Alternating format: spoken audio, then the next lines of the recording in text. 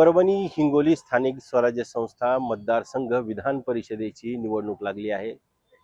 18 जून रोजी या निवडणुकीसाठी मतदान प्रक्रिया संपन्न होणार असून 20 जून रोजी या विधान परिषदेच्या जागेचा निकाल लागणार आहे।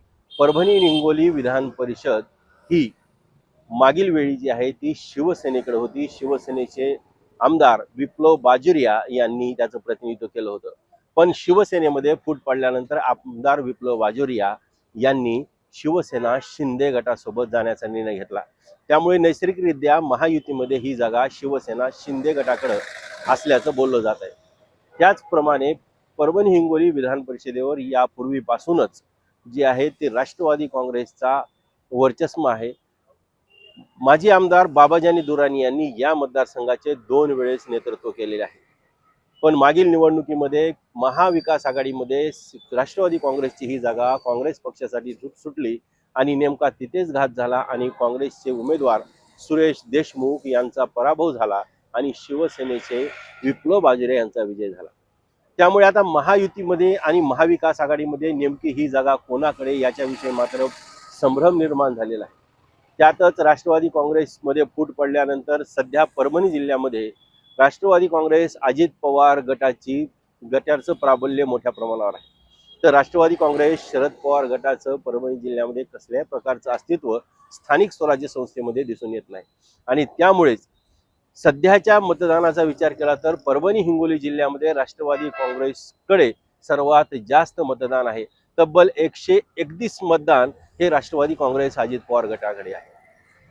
एकूण मतदान या दोन्ही जिल्ह्यामध्ये जवळपास 465 मतदान या दोन जिल्ह्यामध्ये आहे। या 465 मतदारांकडूनच या आमदाराची निवड होणार आहे। 465 पैकी 131 मतदान जे आहेत ते राष्ट्रवादी काँग्रेसकडे आहेत। त्याच्या पाठोपाठ भाजपकडे 99 मतदान आहे। त्याचबरोबर काँग्रेसकडे देखील जवळपास 47 मतदान आहेत। शिवसेना शिंदे गटाकडे मात्र 77 मतदान आहे। एकंदरीत विचार केला तर परभणी हिंगोली स्थानिक स्वराज्य संस्थे या मतदारसंघामध्ये राष्ट्रवादी काँग्रेस अजित पवार गट आणि भाजप या दोन पक्षाकडे सर्वात जास्त मतदान आहे। ही दोन पक्ष जर एकत्र आली तर तिसऱ्या पक्षाचा उमेदवार उभा देखील राहून काहीही उपयोग होणार नाही, अशा प्रकारची परिस्थिती या मतदारसंघात आहे। पण आता महाविकास आघाडी असेल किंवा महायुती असेल, ही जागा कोणाला नेमकं सुटते यावर मात्र आता लवकरच कळेल। पण शिवसेना शिंदे गटाकडून यावर दावा ठोकला जात आहे। शिवसेनेचे अल्पसंख्याक विभागाचे प्रदेशाध्यक्ष सईद खान हे मागील काही दिवसापासून या मतदारसंघामध्ये आपली चाचपणी करताना दिसत आहेत। त्याचबरोबर राष्ट्रवादी काँग्रेस अजित पवार गटाने देखील आपलं मतदान जास्त असल्यामुळे त्या दृष्टीने देखील लॉबिंग करण्यास सुरुवात केली आहे। राष्ट्रवादी काँग्रेसचे जिल्हाध्यक्ष तथा आमदार राजेश विटेकर हे देखील परभणी हिंगोली विधान परिषदेची जागा ही राष्ट्रवादी काँग्रेसकडे कशी राहील याविषयी या दृष्टीने त्यांनी पावले उचलली आहेत आणि पक्षश्रेष्ठीकडे तशा प्रकारची मागणी देखील केली आहे। त्याचबरोबर भारतीय जनता पक्ष देखील परभणी हिंगोली विधान परिषद आपल्या ताब्यात कसं येईल हे देखील पाहत आहे।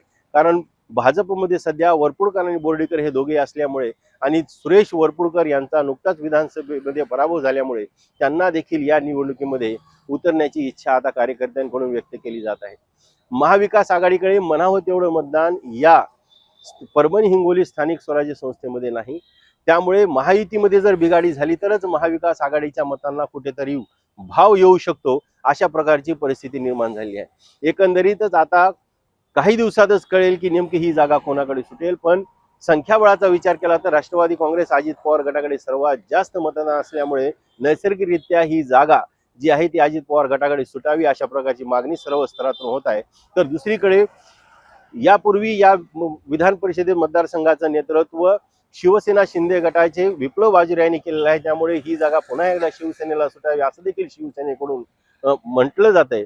तर भाजप देखील ही जागा आपल्या ताब्यामध्ये घेण्यासाठी पुन्हा एकदा प्रयत्न करत असल्याचं दिसून येत आहे। त्यामुळे एकंदरीतच महायुतीमध्येच मोठ्या प्रमाणावर रस्सीखेच होताना दिसत आहे आणि हे सर्व आता लवकरच स्पष्ट होईल। पण एकंदरीतच ही निवडणूक लागल्यामुळे पुन्हा एकदा आता महायुती आणि महाविकास आघाडीमध्ये एकजूट राहील का हे मात्र आपल्याला पाहावं लागणार आहे आणि येणाऱ्या काळामध्ये स्पष्ट होईल। पण जर विचार केला तर महायुतीमध्ये भाजप आणि राष्ट्रवादी काँग्रेस जर एकत्र आली तर त्यांच्या उमेदवाराचा विजय मात्र एकतर्फी होईल अशी प्रकारची स्थिती सध्या या मतदारसंघामध्ये असताना दिसून येत आहे. नवराष्ट्रसाठी डॉक्टर धनाजी चव्हाण, परभणी.